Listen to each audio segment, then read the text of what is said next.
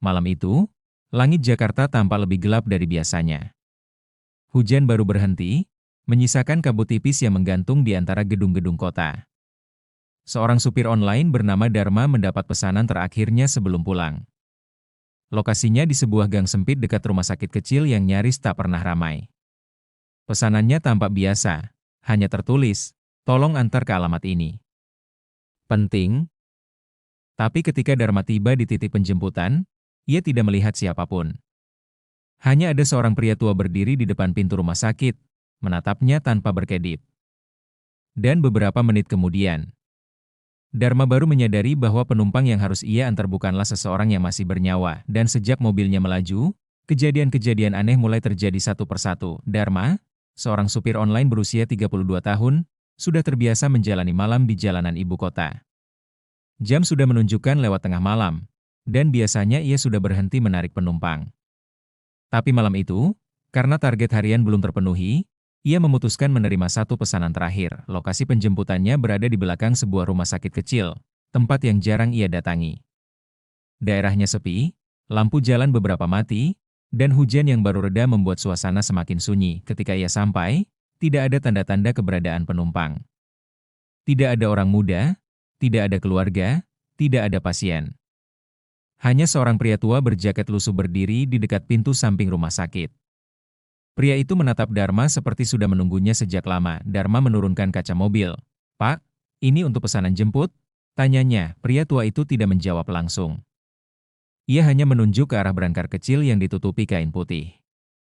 Di bawah kap lampu gang yang redup, Dharma melihat jelas bentuk tubuh seseorang terbaring kaku. Pria tua itu mendekat dan berkata dengan suara pelan namun tegas, "Tolong antar ini ke alamat di aplikasi. Keluarganya sudah menunggu. Tuhan akan membalas kebaikan kamu." Dharma terdiam. Ia tidak pernah, bahkan tidak pernah terbayang, akan diminta mengantar jenazah, apalagi dengan mobilnya sendiri. "Pak, ini mobil untuk penumpang, bukan mobil jenazah," jawab Dharma hati-hati. Pria tua itu menunduk, suaranya sedikit bergetar. "Kami tidak punya biaya untuk ambulans malam ini. Tolonglah, Nak. Ini permintaan terakhir keluarga." Dharma merasa serba salah. Ia bukan orang yang tega menolak permintaan dalam kondisi seperti itu. Ia juga melihat tanda-tanda bahwa permintaan itu bukan tipu-tipu, itu memang seseorang yang baru saja meninggal, tubuhnya masih rapi, ditutup kain bersih rumah sakit. Akhirnya, setelah mempertimbangkan perasaan kemanusiaannya, Dharma mengangguk, "Baik, Pak, saya bantu. Tapi saya antar pelan-pelan." Pria tua itu tampak sangat lega. Dengan bantuan petugas jaga rumah sakit, tubuh yang terbaring itu diangkat ke kursi belakang mobil Dharma. Tidak ada darah, tidak ada luka mencolok. Sepertinya pasien tersebut meninggal secara wajar, mungkin karena sakit. Semuanya terlihat tenang.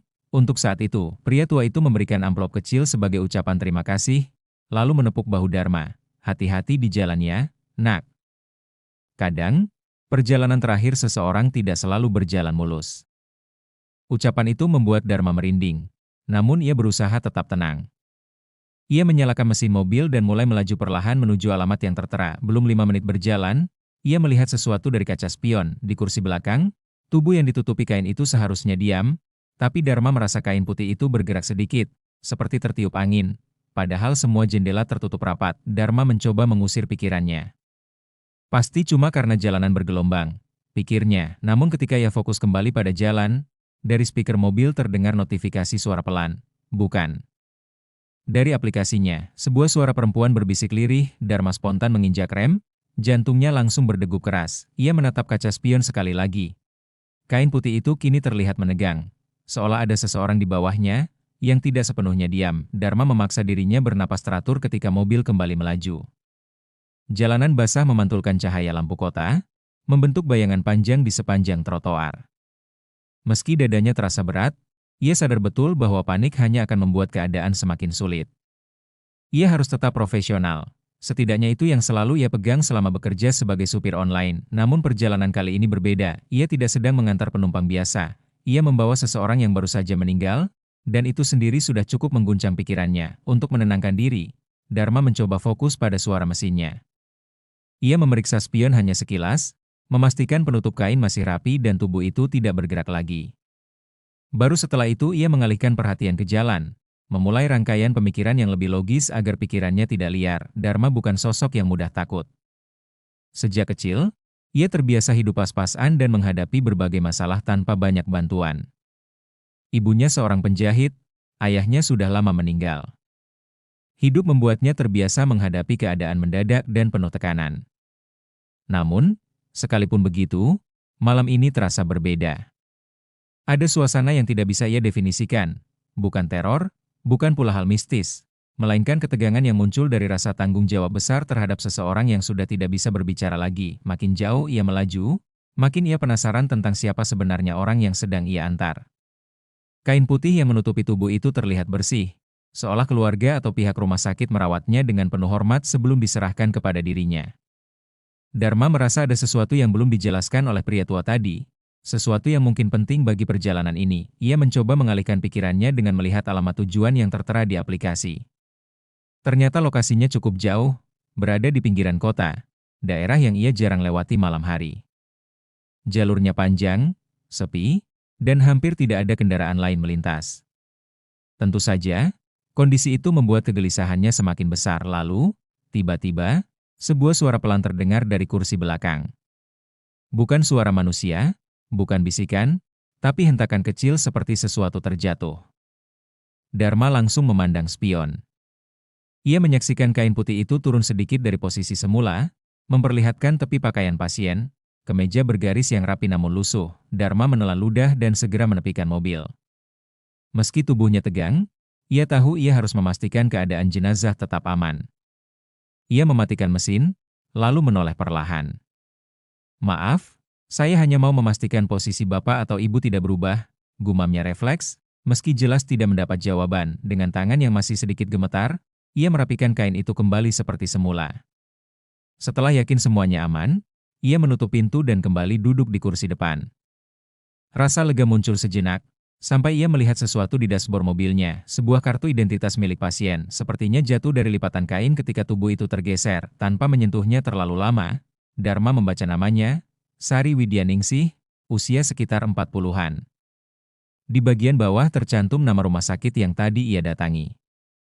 Ia tidak tahu siapa perempuan ini, namun sekilas melihat datanya saja menghadirkan perasaan iba.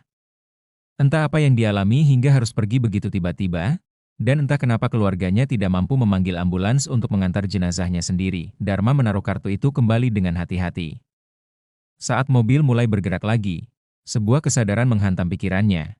Ia kini menjadi bagian dari perjalanan terakhir seseorang. Bukan hanya sekadar pekerjaan tambahan, tetapi sebuah tanggung jawab yang ia emban tanpa benar-benar memahami ceritanya. Konflik dalam dirinya mulai muncul. Ia ingin membantu sepenuhnya, tetapi ia juga tidak bisa mengabaikan pertanyaan besar. Mengapa keluarga mendiang tidak menjemput langsung? Mengapa hanya pria tua itu yang muncul? Mengapa harus supir online? Semua pertanyaan itu memenuhi kepalanya ketika ia memasuki jalan panjang yang lebih sepi dari sebelumnya. Lampu jalan makin jarang, bangunan di kiri kanan hanya siluet, dan hujan kembali turun tipis. Hanya suara wiper, mesin mobil, dan detak jantungnya yang terdengar. Namun di balik segala ketegangan itu, Dharma mulai memahami konflik inti yang kini ia hadapi. Ia tidak hanya mengantar jenazah, tetapi juga kebenaran yang sepertinya belum terungkap. Ada sesuatu yang jauh lebih besar dari sekadar perjalanan malam hari. Dan apapun itu, ia berada tepat di tengah-tengahnya. Ketika lampu merah pertama muncul setelah beberapa kilometer, Dharma berhenti. Ia mencoba menenangkan diri, menatap lurus ke depan.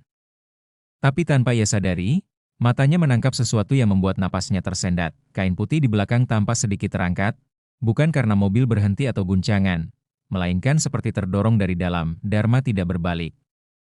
Ia memilih menatap lurus ke depan, memegang kemudi dengan lebih kuat.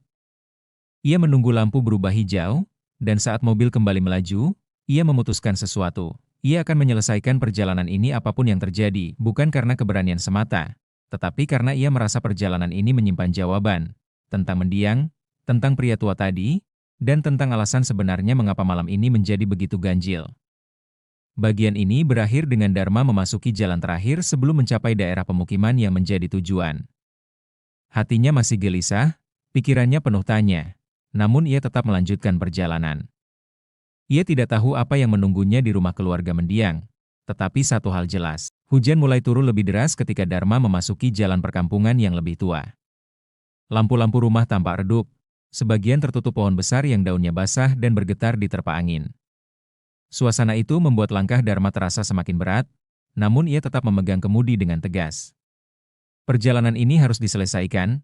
Ia sudah berkomitmen sejak menerima pesanan itu. Sejak kain putih di kursi belakang tampak bergerak, Dharma tidak lagi menoleh. Ia memilih fokus pada jalan, mencoba menjaga pikirannya tetap jernih. Namun ada bagian kecil dalam dirinya yang terus-menerus bertanya, apakah ia hanya berhalusinasi karena gugup, atau ada sesuatu yang benar-benar terjadi di dalam mobilnya? Untuk mengusir ketegangan, Dharma mengecek alamat tujuan lagi. Nama jalannya tidak familiar, tetapi lokasinya menunjukkan rumah di ujung gang. Perjalanan tinggal beberapa menit, dan itu memberinya sedikit kelegaan. Mungkin setelah ini ia bisa beristirahat dan menganggap semuanya sebagai pengalaman yang tidak perlu diulang. Namun saat mobil melewati tikungan terakhir, lampu jalan mati secara bersamaan. Kegelapan tiba-tiba menyelimuti area itu, membuat kaca depan hanya memantulkan bayangan dari sorot lampu mobil sendiri. Dharma otomatis memperlambat laju, jantungnya kembali berdebar. Ia tidak ingin menabrak sesuatu, apalagi ketika membawa jenazah seseorang. Dalam kegelapan itu, sebuah detail kecil mencuri perhatiannya, bau yang samar, seperti aroma bunga melati yang sangat segar. Aneh, karena di sepanjang perjalanan sebelumnya ia tidak mencium bau apapun. Bau itu datang tiba-tiba, memenuhi kabin mobil, dan entah kenapa memberi kesan seolah seseorang baru saja duduk di kursi belakang. Dharma tidak berbalik. Ia hanya menelan ludah, memaksa dirinya tetap rasional. Mungkin dari kain atau pakaian almarhum, gumamnya pelan. Hujan memukul atap mobil dengan ritme yang lebih cepat, menciptakan suasana seperti pukulan berulang yang membuat pikirannya semakin tegang.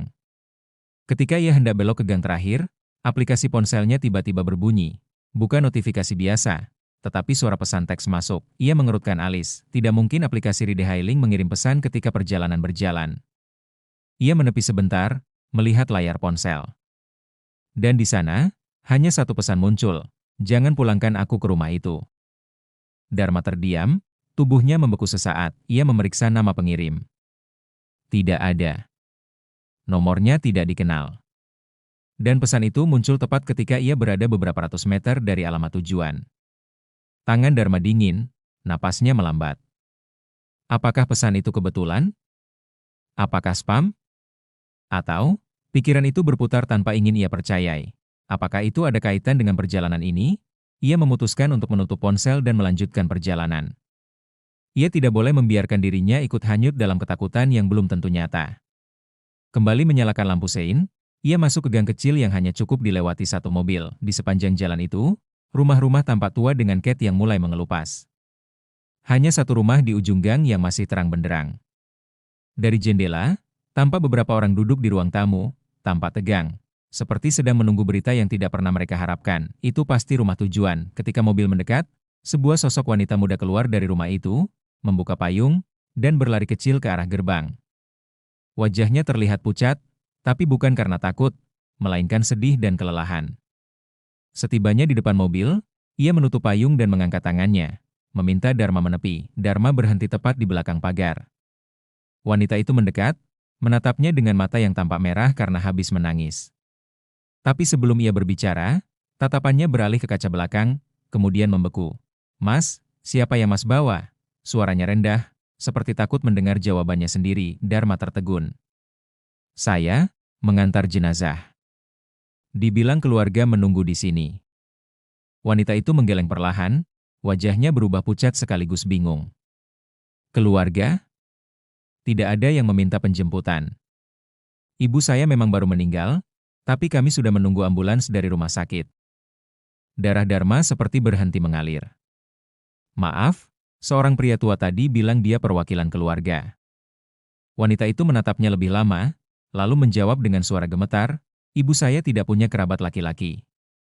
Ayah saya sudah lama meninggal. Dan, tidak ada pria tua yang tinggal atau terlibat dengan keluarga kami. Ucapan itu memukul Dharma lebih keras daripada suara petir sekalipun. Ia merasa dinding-dinding gang itu seolah mendekat, menekan dadanya dari segala arah.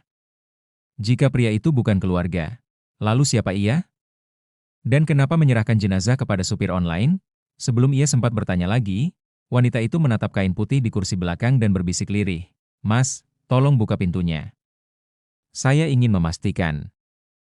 Dharma mengangguk pelan, meski rasa dingin menjalari tulang-tulangnya. Ia turun dari mobil, berjalan mengitari bodi mobil sambil mencoba menahan rasa gelisah.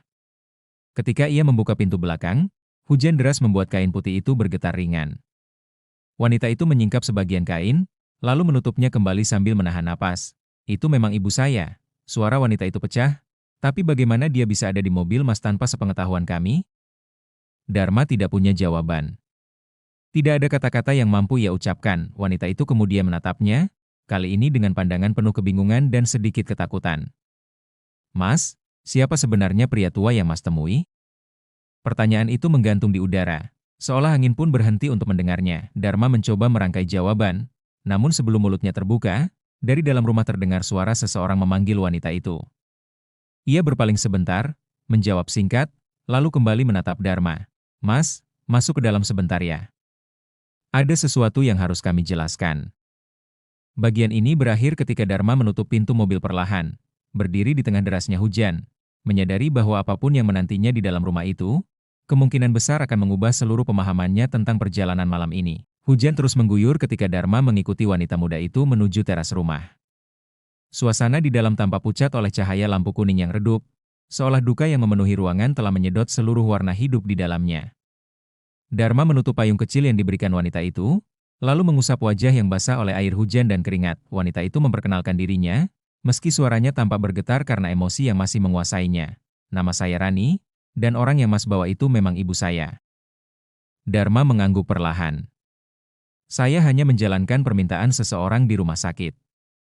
Seorang pria tua bilang dia perwakilan keluarga. Rani tidak langsung menjawab. Ia menunduk, seolah mencari kata-kata yang tepat, kemudian menatap Dharma lagi. Kami tidak mengirim siapapun. Bahkan dokter sedang mengurus administrasi dan baru menghubungi kami untuk menjemput. Tidak ada pria tua yang terlibat. Kalimat itu memantapkan dugaan bahwa Dharma telah menjadi bagian dari sesuatu yang tidak seharusnya terjadi.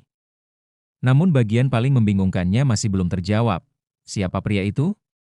Dan untuk apa ia memaksa Dharma membawa jenazah kembali ke rumah ini? Rani membawa Dharma masuk ke ruang tamu.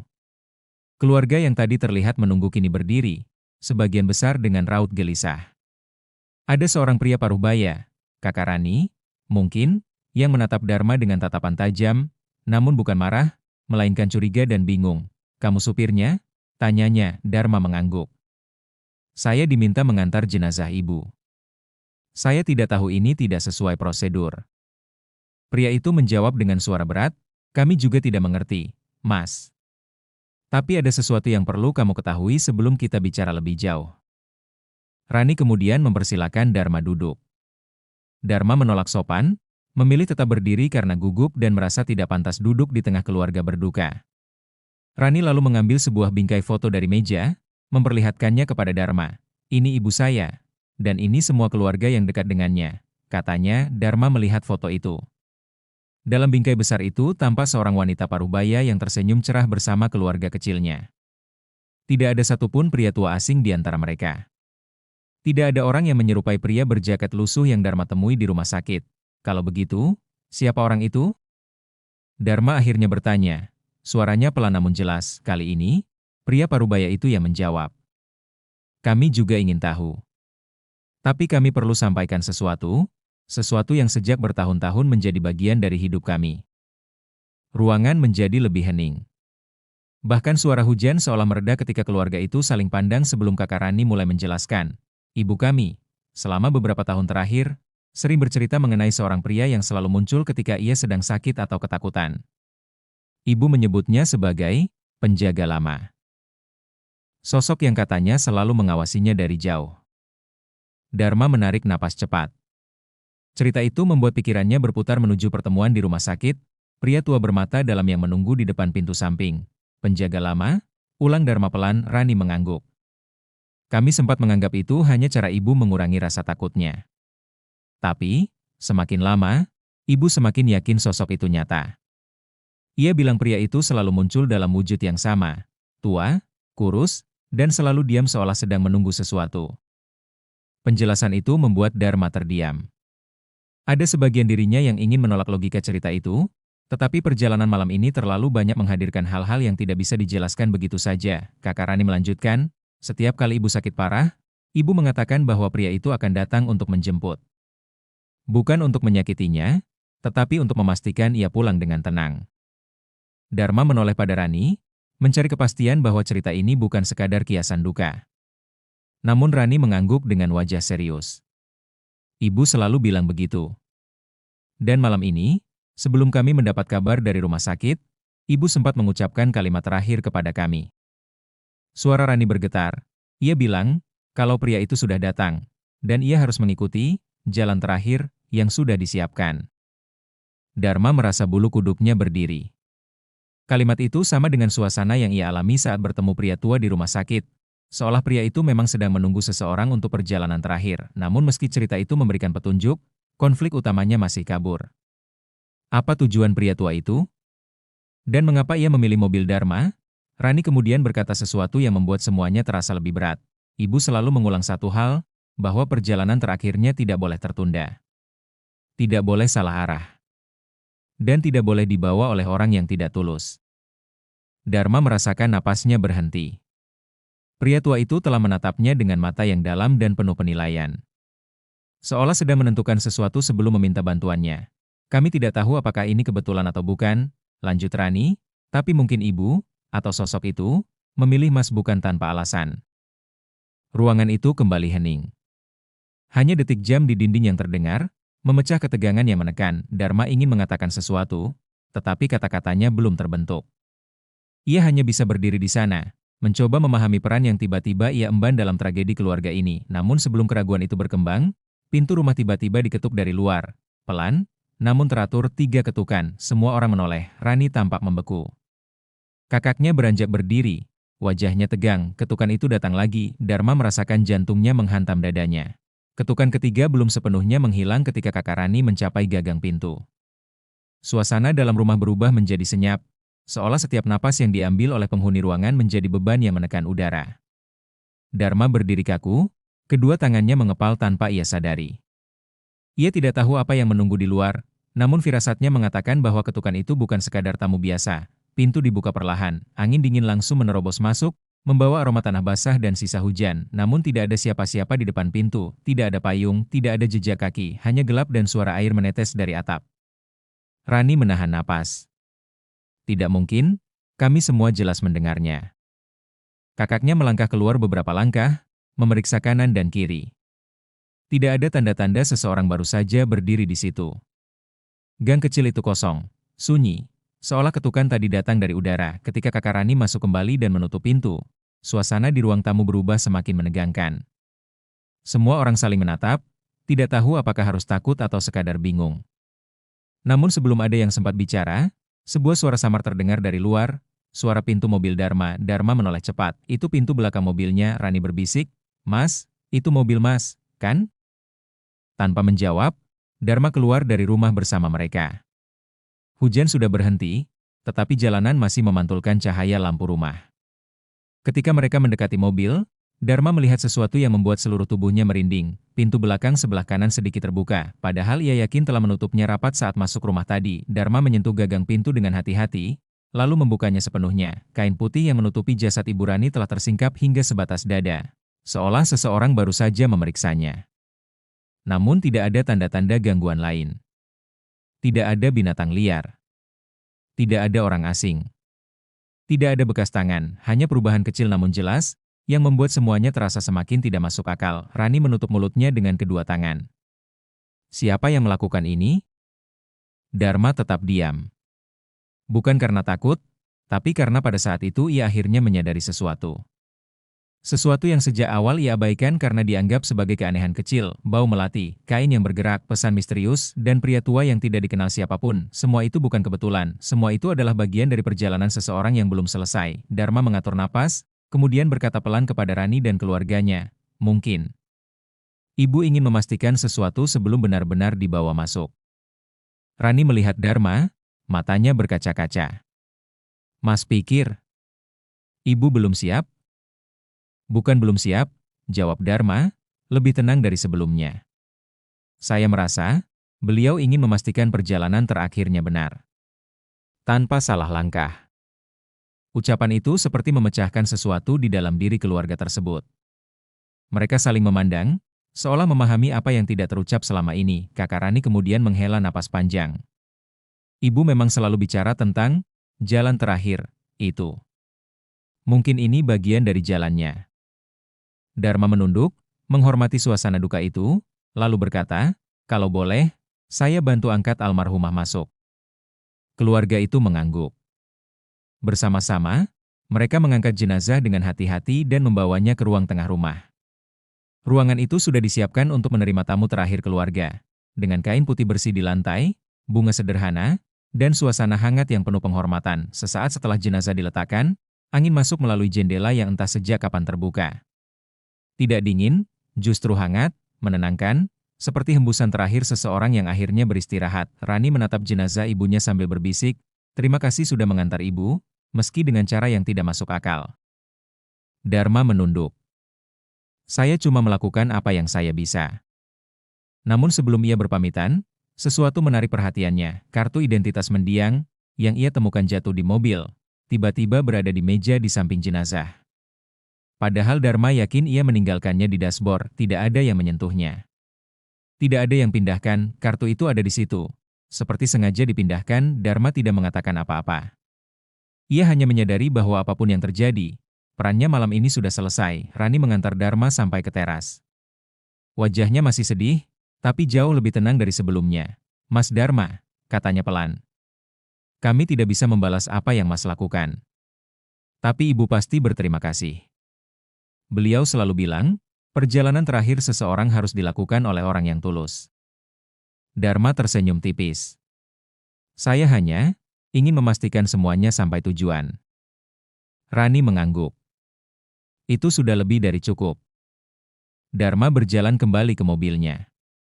Sebelum masuk, ia menatap rumah itu sekali lagi. Tidak ada suara. Tidak ada tanda-tanda keanehan. Hanya keluarga yang perlahan menerima kenyataan bahwa seseorang yang mereka cintai telah berpulang. Ketika Dharma menyalakan mesin dan bersiap pergi, ia melihat pantulan kaca spion tengah, kursi belakang kosong, kain putih tidak ada lagi, tidak ada bayangan. Namun untuk sesaat, hanya sesaat, Dharma merasa melihat sosok pria tua itu berdiri di ujung gang. Diam, tenang, dan seolah mengangguk sebagai tanda terima kasih. Ketika Dharma berkedip, sosok itu lenyap, mobil melaju pelan meninggalkan gang sempit. Perjalanan pulang terasa lebih ringan, seolah beban yang menempel padanya sejak awal malam telah dicabut.